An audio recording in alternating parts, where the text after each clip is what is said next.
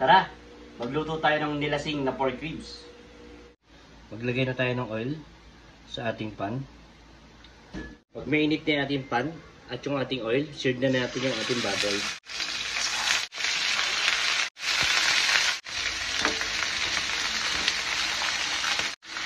Medyo bilisan lang natin kasi masakit yung mantika at tumatalsik. Baligta rin natin yung kabilang side naman yung ating seared.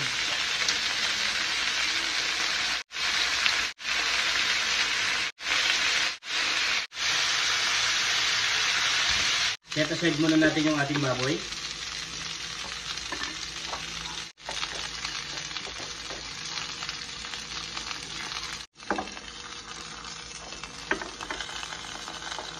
Magsutein na tayo ng ating onion sa pinagpertuhan natin ng ating pork. Sabay na natin yung garlic. Pagluto na yung ating onion garlic, lagyan na natin yung ating pork ribs. Lagyan na tayo ng tomato paste.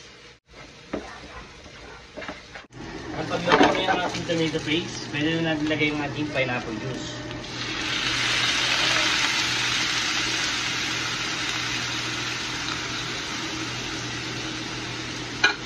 Yan natin yung salmig apple.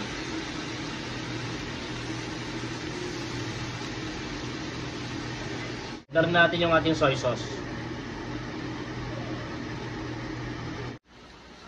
Lutuin muna natin yung ating pork ribs.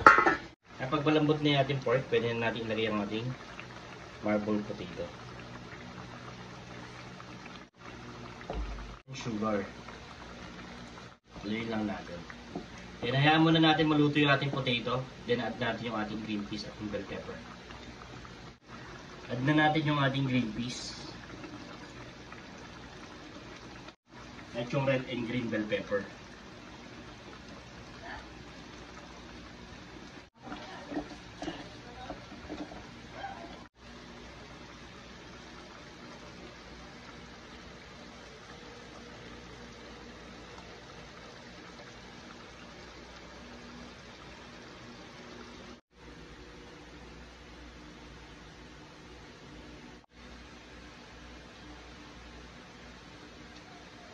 First bite.